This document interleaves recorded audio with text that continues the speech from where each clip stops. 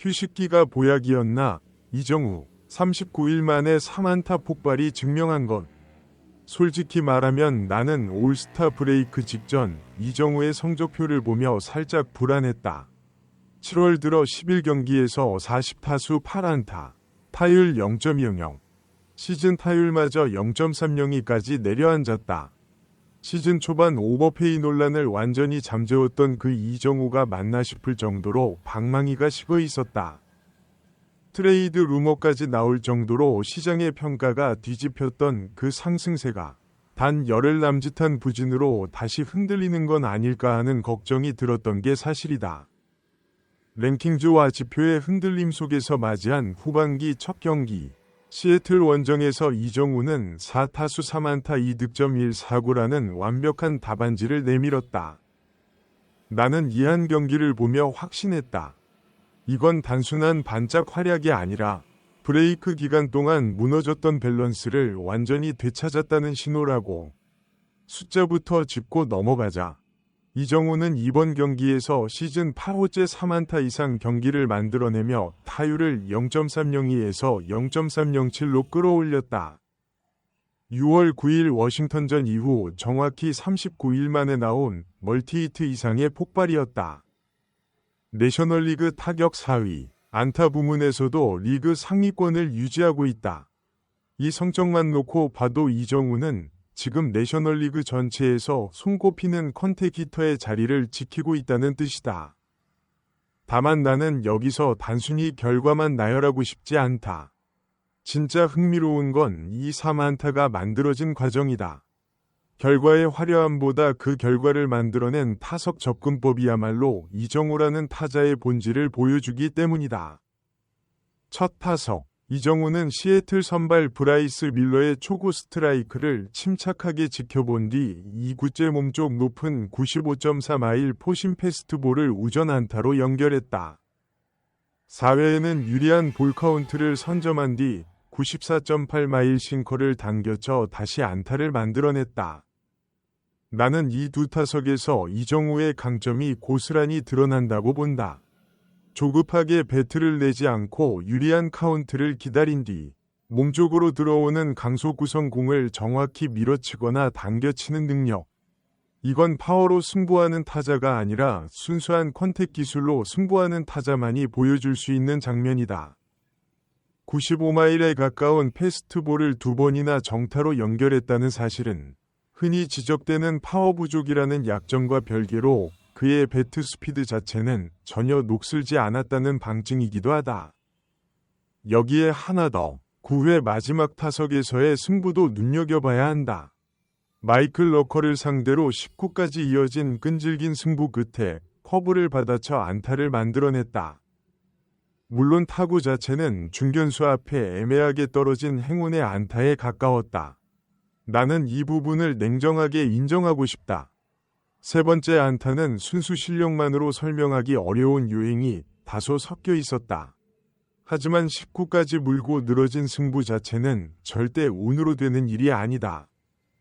지친 후반기 첫 경기, 그것도 마지막 타석에서까지 집중력을 잃지 않고 풀카운트 접전을 이어갔다는 사실은 이정우의 타석 접근법이 여전히 견고하다는 방증이다.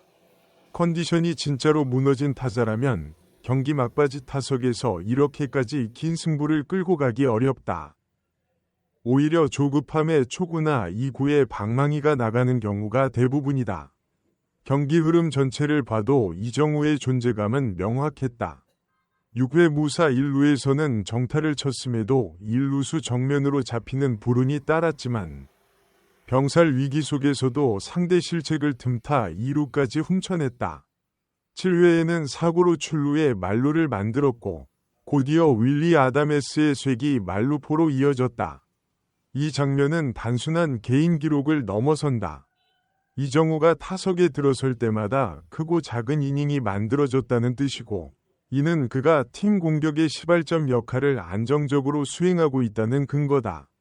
안타로 기록되지 않은 타석에서도 병살을 피하고 사구로 출루해 상대 배터리를 압박하는 모습은 단순 타율 수치 이상의 팀 공헌도를 보여준다.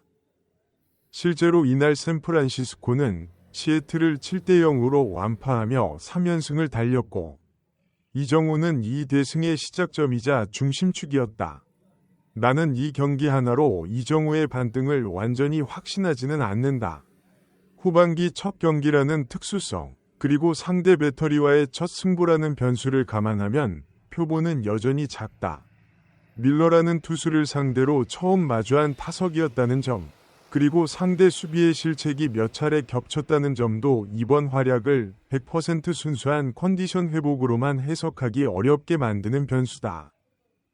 다만 브레이크 이전의 부진이 실력 저하가 아니라 일시적인 밸런스 붕괴였다는 정황은 충분히 확인된 셈이다. 40타수 8안타로 무너졌던 7월 초반 페이스와 단 한 경기 만에 순식간에 되살아난 컨택 능력, 이 급격한 반전 자체가 이정우의 기본기가 여전히 탄탄하다는 증거다. 진짜 컨택 능력이 무너진 타자라면 이렇게 하루아침에 3개의 안타를 만들어내기 어렵다. 여기서 하나 더 짚고 싶은 건 휴식의 힘이다. 올스타 브레이크라는 짧은 재정비 기간이 이정우에게는 정확히 필요한 타이밍이었을 가능성이 크다. 162경기라는 살인적인 일정을 소화하는 메이저리그 시즌에서 특히 첫 풀타임 시즌을 치르는 외국인 타자에게는 체력적 소모와 타격 밸런스 붕괴가 동시에 찾아오는 시기가 있기 마련이다. 7월 초반의 부진이 바로 그 시점과 겹쳤다고 본다면 나흘간의 브레이크가 스윙 타이밍과 몸 상태를 동시에 재정비할 최적의 기회로 작용했을 수 있다. 이건 어디까지나 조건부 해석이지만 브레이크 직후 곧바로 폭발적인 경기력이 나왔다는 타이밍 자체가 이 가설에 힘을 실어준다. 관건은 이 흐름이 후반기 내내 이어지느냐다. 나는 이정우가 이번 시즌 옵트아웃 조건이 걸린 계약 구조 속에서 후반기 페이스가 향후 협상력에도 직결된다는 걸 잘 알고 있을 거라 본다.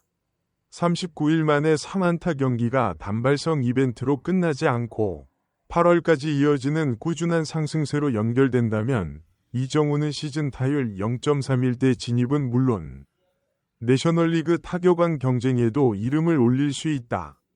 반대로 이번 활약이 일시적인 반등에 그치고 다시 7월 초반의 침체로 돌아간다면 그를 둘러싼 트레이드설이나 계약 관련 논쟁은 다시 고개를 들 가능성도 배제할 수 없다.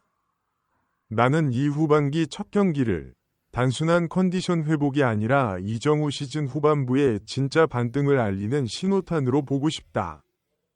그리고 그 신호탄이 진짜였는지는 앞으로 몇 주간의 타석이 조용히 답해줄 것이다.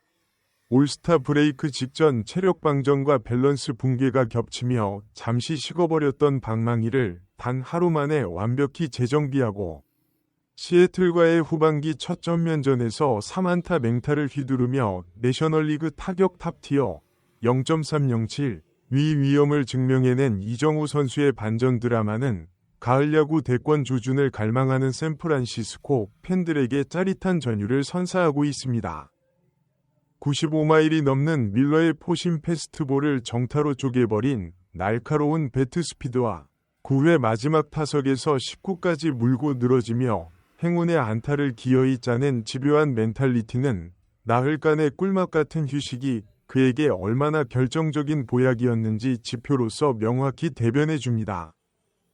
MLB 아시아 와치와 함께 아시아 선수들의 메이저리그 여정을 끝까지 지켜봐 주세요.